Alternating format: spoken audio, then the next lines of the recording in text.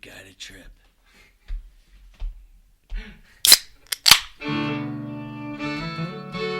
The church that I go to is the river. I go there to wash everything away. I wish you were there drinking rum, crying your little eyes out. This fly that my Uncle Jimmy and my grandpa perfected, they found the materials to tie it in the back of a taxi down in Andros. They just tell you to bring gotchas. Don't bring anything else. When I was out there on the water with people, I can feel the energy of other people, and I care about it. I think that's one of the most crucial parts of fly fishing that often gets overlooked. You know, we're jet lagged, lack of sleep, we're half drunk. Holding on to your nuts with one hand, you're holding on to the boat with the other hand. Shitting in tall cotton, dude. Man, this is what's going on in the world right now. You know, you're on a boat fishing down a beautiful river. Be deliberate with everything that you do with fly fishing. Yeah. Well, what do you do on your days off? I'm on this boat. I'm rowing people down the river trying to figure out what's fishing. But I love it. I wouldn't change it for anything. I wouldn't trade it, man. It's awesome.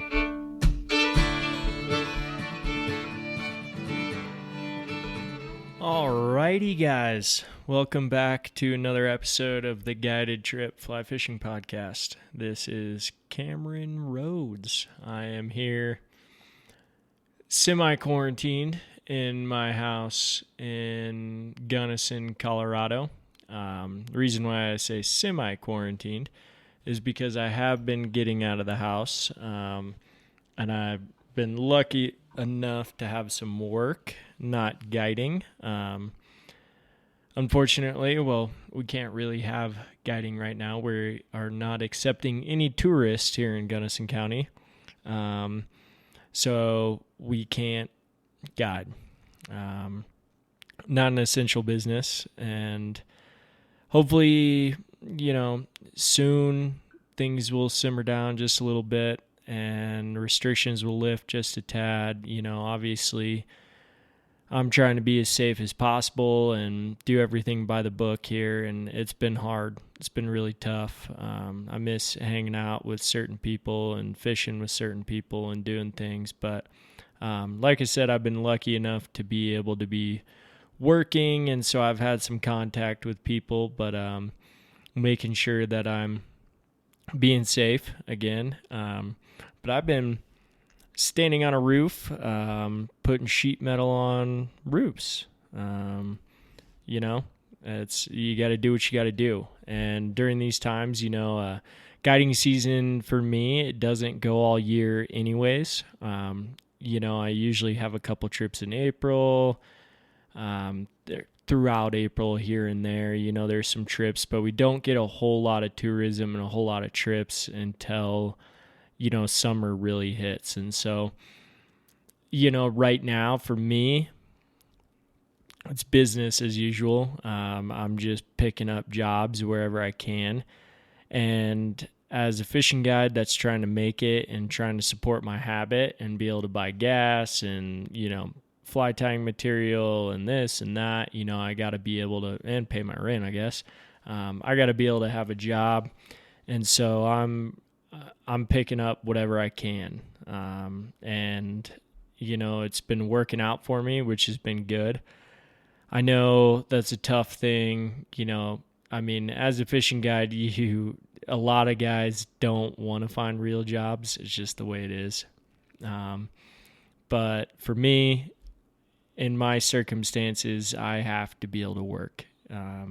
So that's what I've been doing. I've been getting out and fishing as much as I can here and there, just keeping it under the radar. I haven't been telling many people where I've been going or what I've been doing or what I've been throwing. Just keeping it really under the radar right now. A lot of people are out there on the water with no jobs. Everyone's outside recreating, and it's busy. I've had this moral dilemma in my head for at least a month now, or I guess a couple weeks now. I haven't quite been in Gunnison for a month yet. Well, maybe I have. I don't know. No, I don't think I have. But it's like, it's almost to the point where are we are we loving this river to death right now? Just people everywhere. Everyone's fishing. Everyone's out. Any nice day we have, people are on the water. Boats are on the water. I mean, people are fishing. And so I'm trying to, again, stay under the radar and just try and, get to some areas people aren't thinking about. Luckily for me, I got some experience here in this place and experience on different rivers, creeks, different watersheds around here. And so I have options.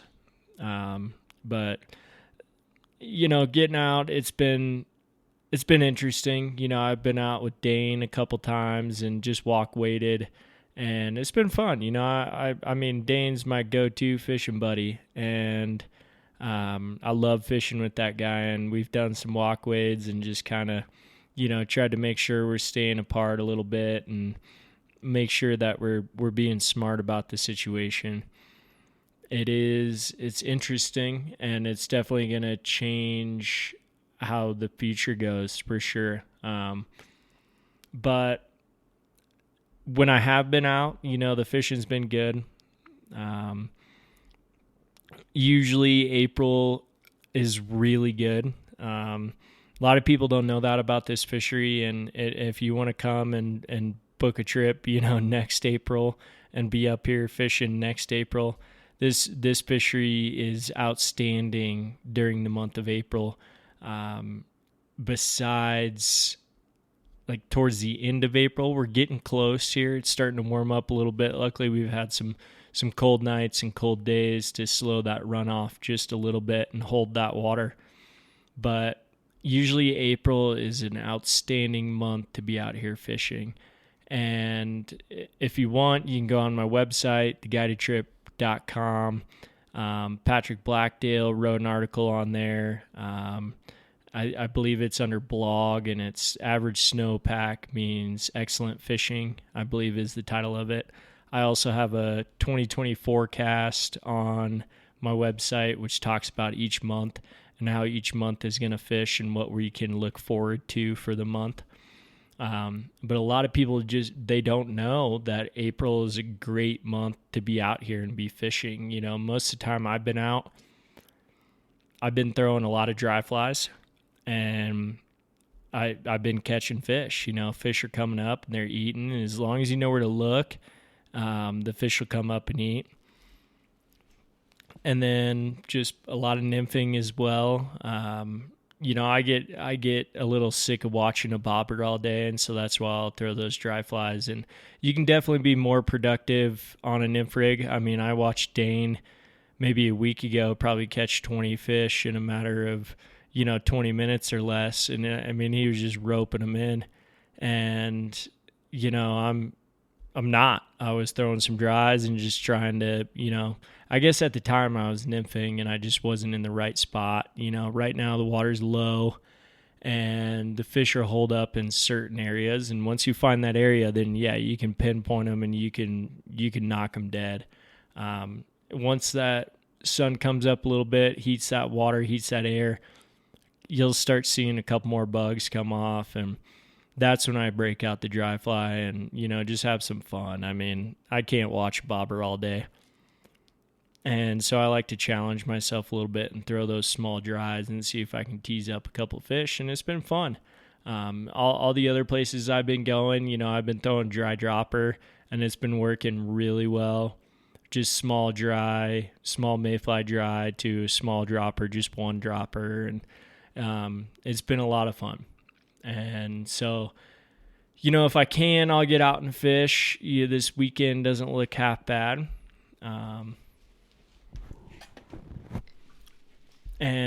So I'll try and get out and probably do a little fishing, do a little hiking, and just check some things out. But I was talking to somebody on Instagram, and they gave me a couple ideas about some things to talk about. But, what are guides doing during quarantine?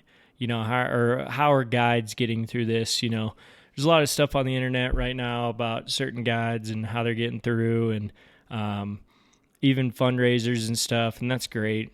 Good for them. I'm not going to talk too much about it. I recorded a large rant a while ago about it. I guess a couple of weeks ago when I was heading back from Texas, I recorded a rant about me talking about this whole, these fundraisers and stuff, but I'm not going to go into it. But I can speak for me, what I'm doing. I can't speak for other guides. I know a lot of guides are out there fishing and, they're doing what they know how to do. And they're having a good time doing it, Again, I can't speak for them all. But, as guides, we're still going to fish. We're going to be out there fishing. I told you what I was up to. I fish here and there, and then I got to go to work. I got to make some money and put some money in the bank and be able to pay bills and pay rent and everything. So I've been finding odd jobs and whatever I can and just getting done whatever I can. So to start, that's what I've been doing for work. Again, I'm speaking for myself, not for other guides here. But, around the house here, when I do have those days off, I'll have, 3, 4, 5 days off depending on work. And what I've been doing, it's been pretty entertaining for me, where I'm at in Gunnison, I'm away from everybody. I have a house on some land here and I don't own it. I'm renting it. But I'm able to get away from everybody. And, this is my normal thing. I basically sit at home alone. I'll work all day, come home alone, make some dinner, drink a couple beers, and pass out. But on my days off, this is business as usual for me. I hang out alone at my house, and I get chores done, do whatever I need to do. I've been tying a lot. I normally tie a lot during this time of year. Normally I'm doing some other work this time of year, or I've been working at restaurants, in years past, or helping buddies out with jobs. I need to get rid of this chew. All right, sorry guys. Had to ditch my Copenhagen there. It was getting too hard to talk. Go ahead and chase it down with some beer. But no, during my days, I guess fly fishing related, since this is a fly fishing podcast, we can talk about fly fishing related things I've been doing. I put my boat together the other day. I'm not sure when I'm going to be able to get on the water with people and float, just being able to social distance. I'm not sure when that's going to be, when I feel comfortable and when it feels morally right for me to be able to do that. But I did get my boat together and cleaned it up, got it for the most part where I want it, and covered it. It's always a process. Putting the boat together. I did post a time lapse on Instagram. It was kind of fun. I was just having some fun with it. It's probably not that entertaining, but I posted a time lapse of me putting my boat together, and it is a lot of work. There's a lot of work involved in putting that boat together and getting it the way you want it, and making sure that things aren't pinching, or all your straps are where you want them and they're certain tightness. So then when you pump it up to the firmness you want, that those straps are going to sit right. And there's a lot to it. So I wanted to do just a time lapse just to show people, this isn't just my boat's ready. At least for me, because I own a raft with a fishing frame. So I don't have the luxury of the drift boat where I don't have to pump it up and I don't have to put it together. And that's a whole nother podcast about drift boats versus rafts. But, I got my boat put together, and that was one thing I did, that felt good. I was like, all right, it feels like spring. I'm putting my boat together, whether I use it or not right now, it's put together, it's ready to rock and roll, and it's good to go. There's still some other things I need to do, get my big boat box put together with everything I need in it, all my PFDs and my pump and all my anchor line and my throw bags and everything I got to get put together. I got to get it all in one spot. So I'm not quite ready to float. I got to get some more gear. just organized and know where I have it. It's always a process at the beginning of the year, putting your boat together and then going for that first float and trying to make sure everything's the way you want it. And there's a lot of, you're always moving stuff and trying to put it where you like it and where it was last year. Oh, I remember I like this over here. Oh, I need this strap to be like this, whatever. There's always a lot of manipulation, and you make a lot of changes on that first float of the year. And so I've gotten it close where I know where most of my straps go and how I like it. And then once I go to put in, it's going to be a process trying to get it all exactly how I like it. And it might take, maybe 3 or 4 floats before I go, all right, this is exactly where I want this boat. It feels tight. This is exactly how it needs to be. But for the most part, I got the base set.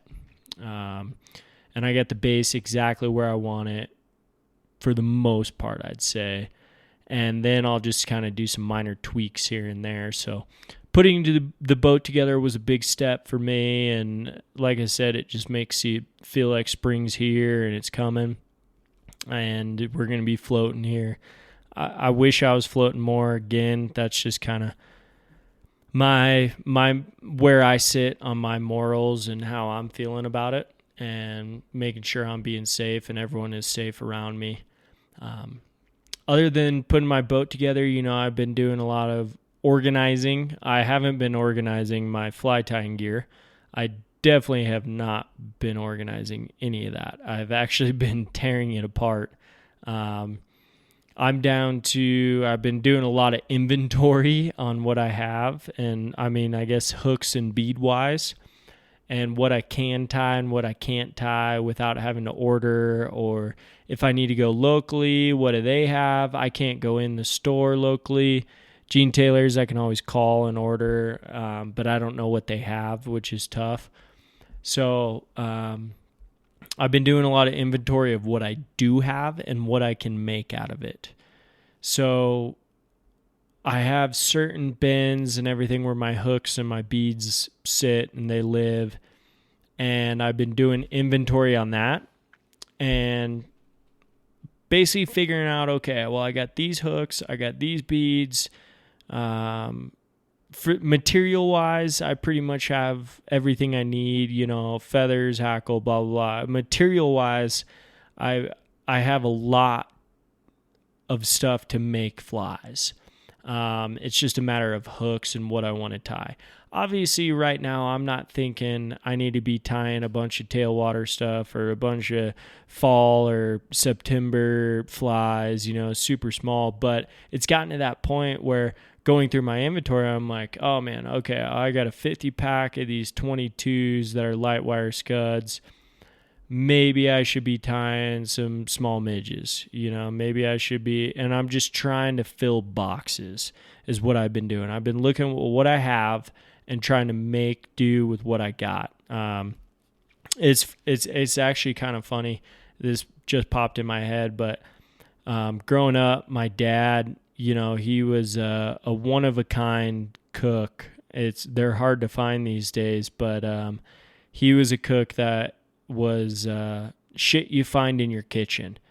And he wanted to make a TV show one day where it was like, not one day, he's wanted to make a TV show his whole life about this, but it's called Shit You Find in Your Kitchen. And basically you go find random shit in your kitchen and you make a meal out of it, and you make a gourmet meal out of it.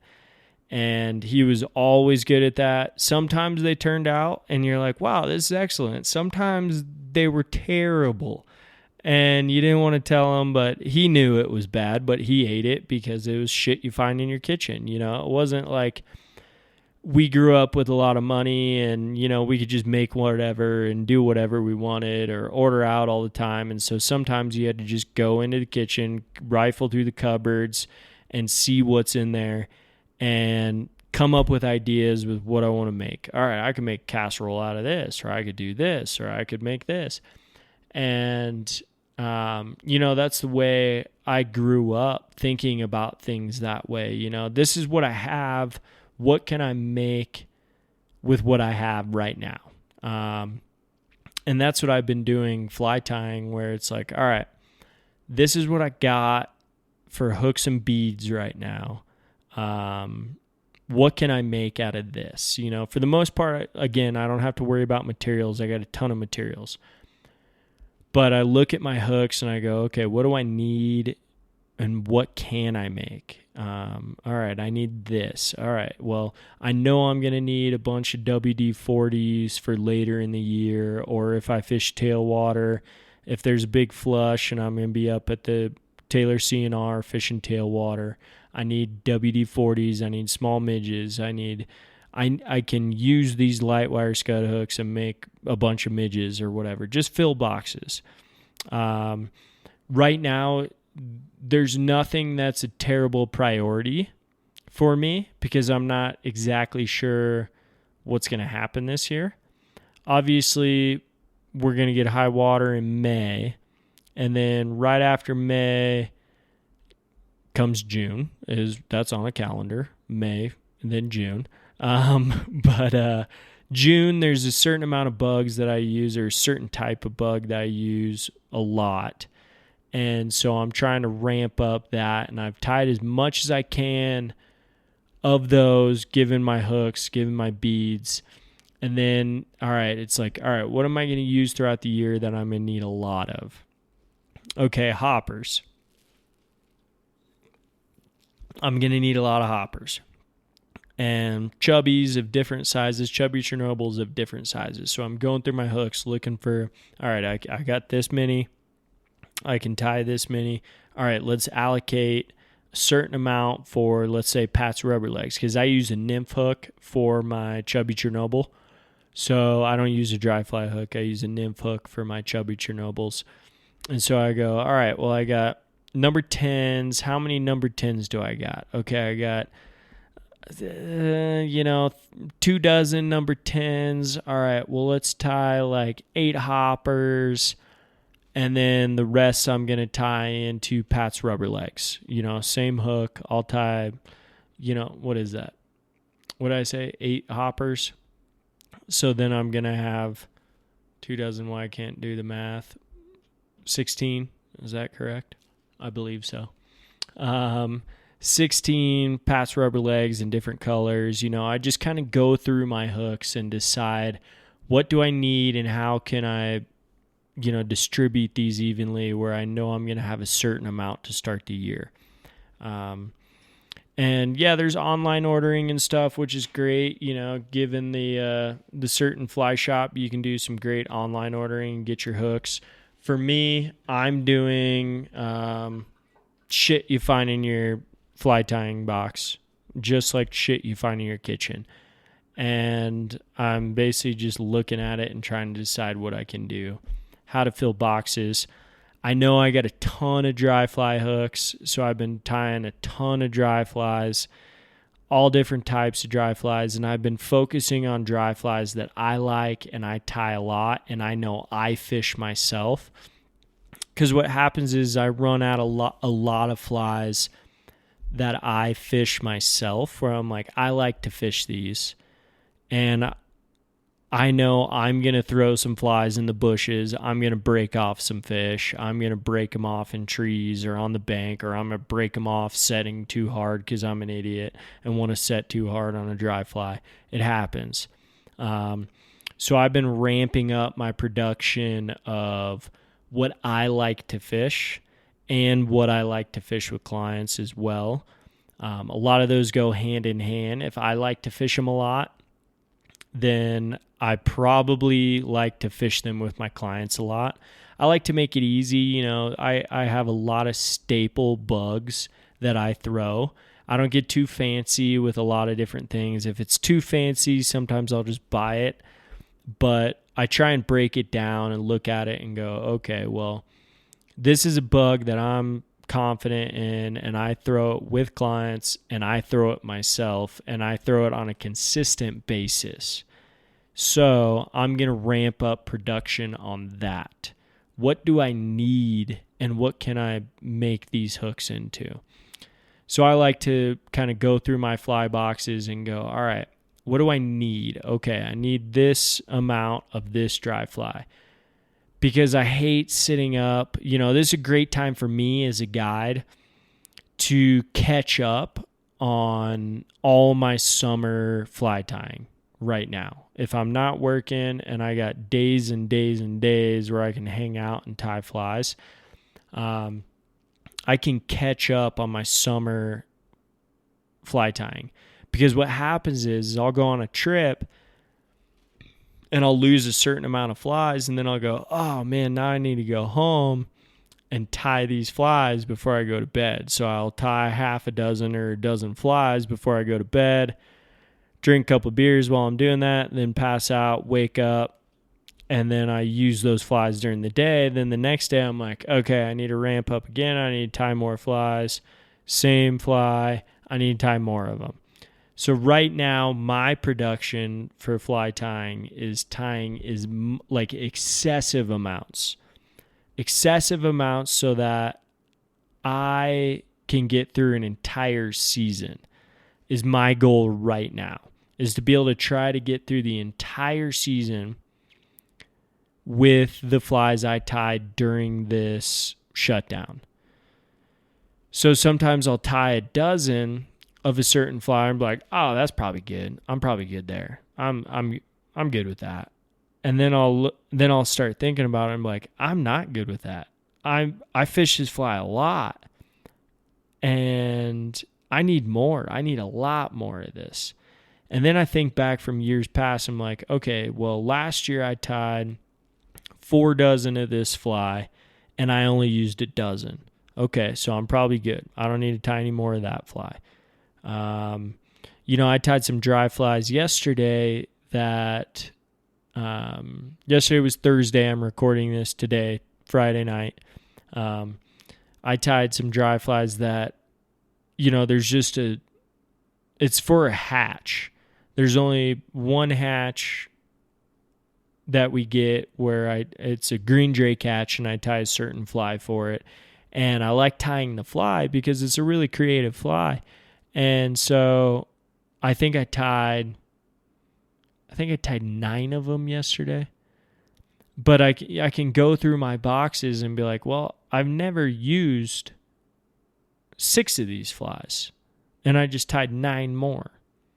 So that was kind of excessive to the point where it was like, well, I didn't need to do that. I kind of wasted time tying those flies because I still had some. I didn't need to do it, but it was nice to take my mind off a couple other flies and tie something a little bit more creative where it takes, just get those creative juices flowing just a tad. But I know that I probably don't need to tie any more of those. It's good to have on hand, but I probably don't need to tie any more. And I only use one size of them anyways. And so then I started working on a caddis pattern, and I was like, all right, well, I tied, while I was in Texas, I tied a bunch of 14s in this pattern. So I'm going to tie some 12s, just to give a bigger look, in case clients can't see it or whatever, in case the fish are hit on a bigger size, a 12 or whatever. Makes, who knows? So I tied up a dozen of 12s of this caddis. I'm like, all right, well, I fish this caddis all the time, so I need to crank out more of these. And I got a bunch of hooks. I got a bunch of 12s and a bunch of 14s. So I should probably tie a bunch more. And I started thinking about it, and I was like, all right, well, how many caddis patterns do I actually throw with clients or with myself? Maybe 2. I won't lie to you, maybe 2. And so I was like, all right, well, I'm just going to crank out these then. I don't need to tie any more dry flies with this hook size. I'll probably just use this and tie caddis patterns. Just the caddis that I throw. That's the thing, is like, I was thinking about it yesterday. And I was sitting down thinking about it, and I go, man, how many different caddis patterns are out there in the world? How many different caddis? I mean, could we say 40, 50 different patterns? Probably, yes. How many do I throw? I just said 2. I'm sure there's given times for certain caddis patterns. I'm sure that there's times where other caddis patterns work better or they've seen different. But what I have seen with the patterns that I tie that I know, it's the only pattern for me, and I don't need to change it. All I need to change is size and color. So I just tie those patterns. I'm not going to tell you exactly what they are because that's what you pay for on a guided trip, for the knowledge. So I'm not going to tell you exactly what patterns I was tying, but it's just interesting to me that there's hundreds and thousands of different patterns out there when they all break down to one pattern. You know, most people know the L-Care caddis. That's a very simple pattern, the L-Care caddis. It's a great pattern. It's tried and true. It works. It's the pattern. It works. The way I like to fish it doesn't work the way I like to fish it. So I don't tie the classic L-Care caddis. I tie some different caddis patterns that work for me and the way I fish them and the way my clients fish them. And they float a little higher. They're a little bit easier to see. So I focus on that a lot with my mayflies, my Baetis dries, things like that. I only tie a couple different patterns. So it's like, well, I'm just going to crank up that because I can tie them in different colors and tie them in different sizes, and they're going to do the same thing. I tied some stimulators yesterday. I tied all kinds of shit just to fill boxes, and then I kept looking back, and I'm like, well, how often do I fish these? Not that often. Okay, well, I'm going to do this. It's almost like the pheasant tail for me, where it's like, all right, well, this is the pheasant tail of dry fly fishing for me. This is the bug that will always catch fish every time. Again, not going to tell you what it is. Sorry. But that's the shit you pay for. So that was a pretty good rant there about my fly tying. But I've been looking through my boxes and deciding what bugs do I need that I can tie and I have the hooks for that I fish a fair amount. So I go priority first, and then I start thinking about some kind of obscure bugs that I don't fish that often, but I know work occasionally. You got to have a whole arsenal, honestly, because sometimes they might be keying in on a BLM, which stands for beaded little mayfly, in gold or natural color, and they're not keying in on a pheasant tail. Maybe it's just that color, maybe it's the profile. You know, a BLM and a pheasant tail have pretty much the same profile, but it might be color, it might be flash, it might be all kinds of stuff. So you got to have a big arsenal. So I like to go through my fly box and think priority first. All right, here's my priority bugs. I need Pat's rubber legs. I need worms. I need this. I need prince nymphs. I need hot wire princes. I need this. I need that. And then I start going through and start thinking about the other bugs where it's like, okay, well, I've caught a lot of fish on this bug at this point in time. And so I'll start going through those. Okay, what bugs can I tie? What hooks do I have? What beads do I have? Okay, cool, I can tie this. And I'll just kind of go on a rampage for a minute and just start tying a bunch of hooks.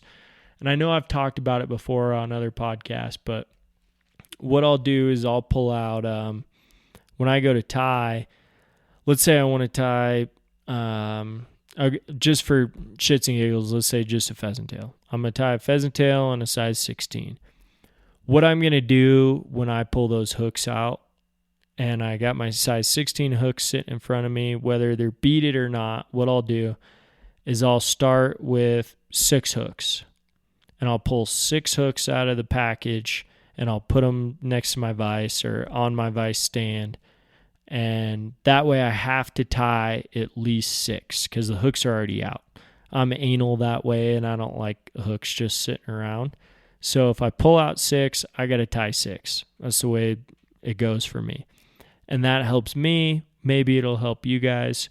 If I pull 6 hooks out and I want beads, then I'll pull out 6 beads and I'll put all the beads on the hooks and get them ready where it's like, all right, now everything's ready. The hard part's done. Now all I got to do is tie them. And sometimes I'll pull out a dozen hooks and I'll pull out 6 beads. And I'll go, all right, I want 6 beaded, 6 non-beaded. And that helps me set a goal for myself when I'm fly tying. It sets a goal. Pretty big rant there about some fly tying stuff. I don't need to, I guess, keep going on about the fly tying, but again, we'll just kind of sum it up. I like to set priorities, and I also like to tie with shit you find in your kitchen. Just tie with what you got.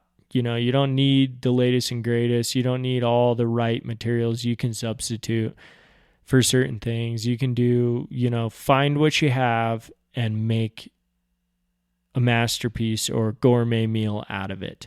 Think about it that way. That's a great way. Wow. That just came to my head. Shit you find in your kitchen, make a gourmet meal out of your fly tying gear, and make some cool flies. And most likely you're going to work. You're going to catch fish. But tie what you know first. You know, tie the best flies you're going to fish all the time. Tie your confidence flies. Tie the flies that you know are a priority, and then you can start branching off. But other than that, you know, I've been doing, a lot of fly tying, but I've been doing all kinds of stuff. I've been doing some hiking, just checking out new areas. I've been doing a lot of scouting on Google Maps and Onyx and just looking for new water. I've been practicing my cast at home. I've been organizing my shit, trying to organize as much as I can. I've been trying to usually the spring is a time for gearing up for me. We're like, if I can get everything I need in order, then I don't have to be stumbling around looking for crap all the time. That works better for me. If I can have it all in order where it needs to be, I've been just doing a full inventory of everything I have, especially as a guide where it's like, all right, I'll make lists, but like, okay, I need this tippet this year. I need this. I need to buy new lines. I need this. I need that.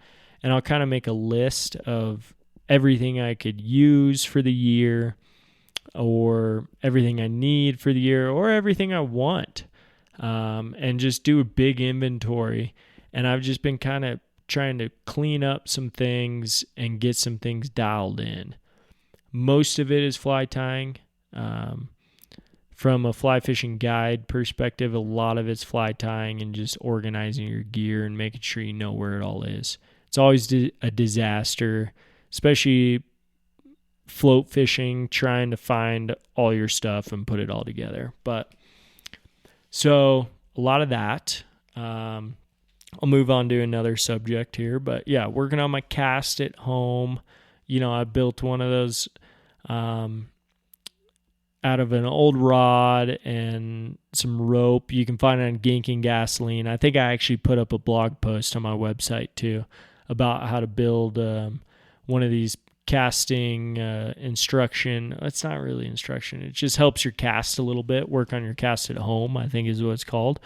But I show you how to build it. And it's basically just like a rope attached to 2 walls with a fly rod hanging off some PVC, and you can work on your cast. I've been doing that. My internet is real shitty out at my house. It's terrible internet, satellite internet. And so I FaceTime people when I can. I FaceTime buddies when I can, drink some beers with them. But usually there's a huge lag in what's going on. It'll take maybe 5 to 10 seconds for me to hear what they're saying. And then it'll take 5 or 10 seconds for me to hear what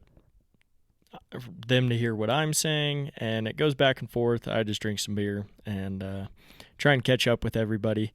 But I've been talking to my old man quite a bit, my dad, and he's trying to get some projects going and get some writing going. And so we're trying to think of some projects for the blog, for the podcast, and hopefully get that going. He's been struggling with writing, and so I've been trying to help him out, come up with ideas for writing and maybe writing for the blog, and trying to come up with different fishing stories because he's got a ton of stories. I mean, this guy traveled the country and different places fishing for all kinds of different species with a fly rod or not. And so he's got ton of stories. I mean, he was a trout bum in Montana, Wyoming, New Mexico for a long time. And so I've been trying to get him to come up with some good ideas and good stories and send me some photos and different things that would bring some light, and bring some inspiration to some people. And he gives me inspiration. And so I've been talking to him as much as I possibly can about certain things and just how to get this thing running during these times, and keep doing podcasts and keep people informed and try to have original ideas. And with everyone on social media right now, it's hard to have original ideas, that's for sure. But I'm trying to keep positive and trying to keep some good light going on this situation. And again, for me, it's different. It's just business as usual. I'm kind of doing the same thing, besides the fact that I can't go hang out with friends or, see them at the bar or go float with friends. And so that's about the hardest part right now, is just not seeing people and doing my normal routine of floating and fishing and, socializing at the bar or whatever. I know I talk about drinking, but that's usually where people meet up. So been doing that. Well, I haven't been doing that, but I miss that. What else have I been doing? I wish I could do a time lapse of just me around my house and what I'm doing. I wish I had like 4 different cameras set up, because it's pretty entertaining. My house isn't huge, and so I do a lot of pacing and walking around and trying to gain inspiration just by walking around my house and trying to see different things and see all different angles and try and figure out what to do. Again, it's just shit you find in your kitchen and try and make something of it. And so I do a lot of pacing and walking around. I pulled out I got a little camping table, and I pulled it out and I set it in front of my TV. This is going to sound really lame, but I set it in front of my TV and put all my fly tying gear that I needed for the moment on that little camping table, and sat at that little camping table in front of my TV and watched Netflix and tied flies. I'm a guy I can listen to music and listen to podcasts and tie flies, no problem. I'm pretty good at that, but it depends on the lighting as well. And so where my TV is sitting in my house, I have really good natural light. And so sometimes I sit in my chair and tie some flies. I got a little lazy boy chair in there, and I'll sit in there, and I got a little cardboard box that I set up with my vise and everything. It's kind of entertaining.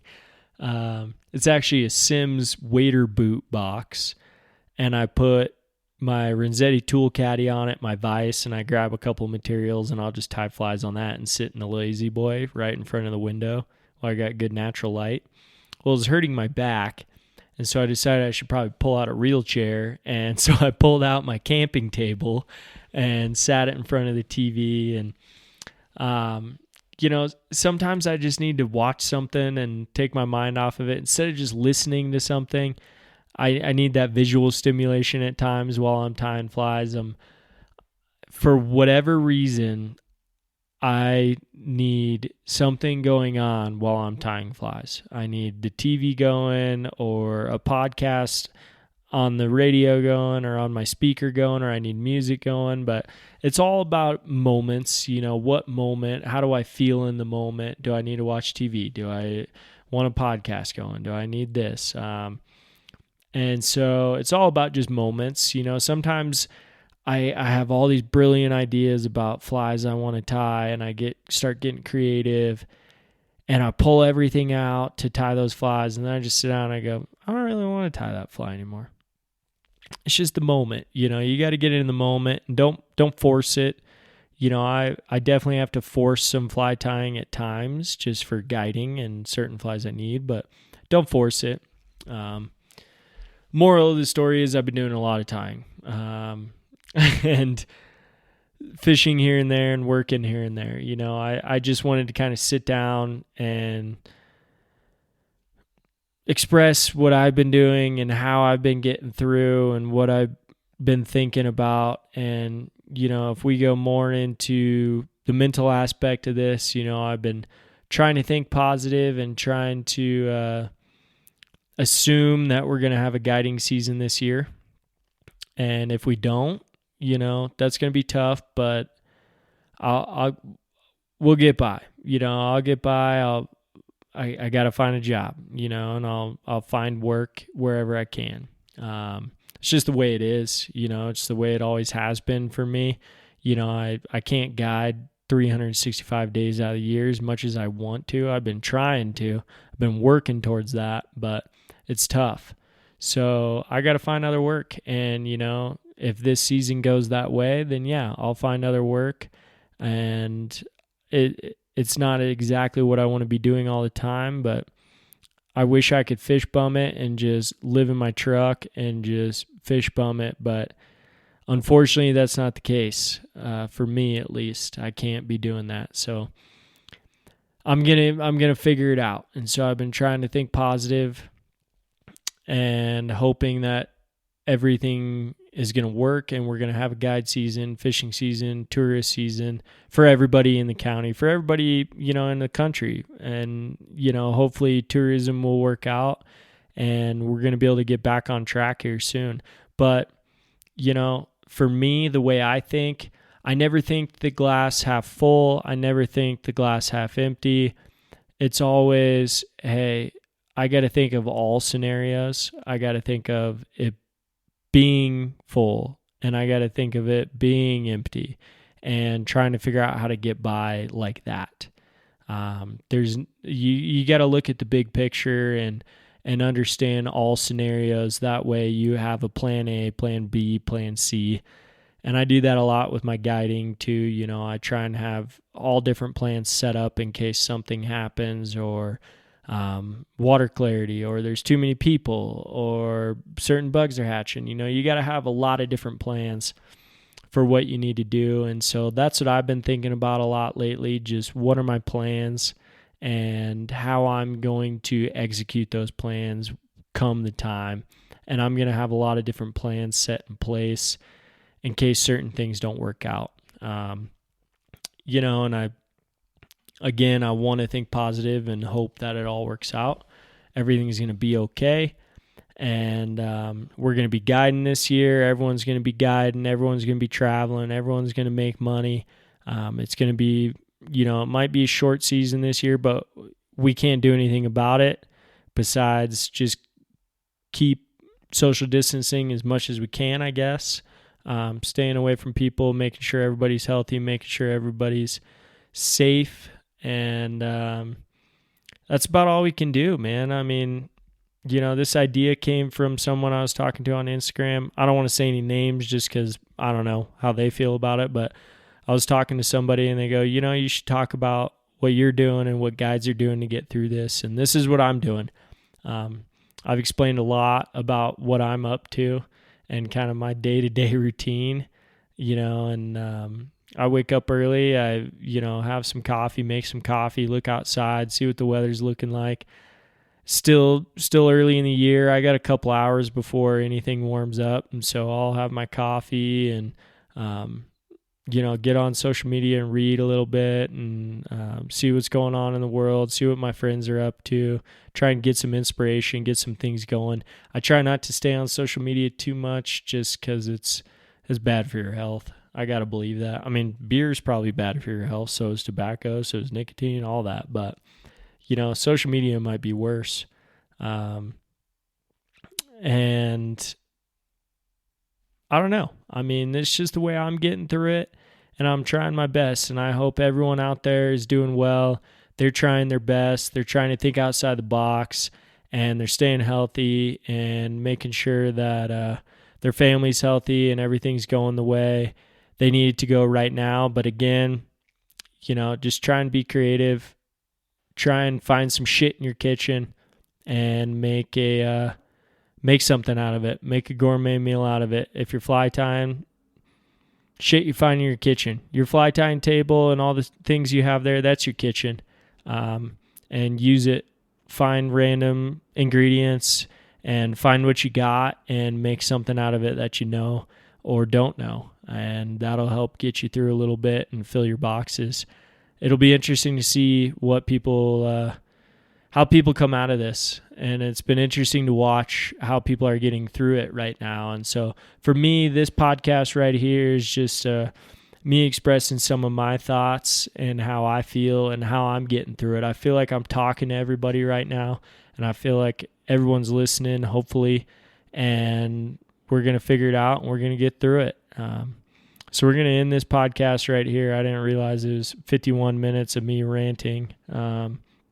But thanks for listening to the Guided Trip Fly Fishing Podcast.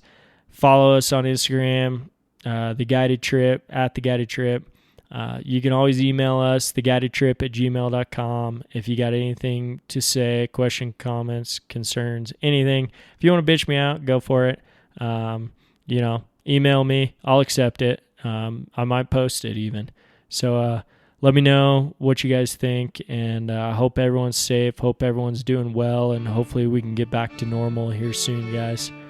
Thanks for listening.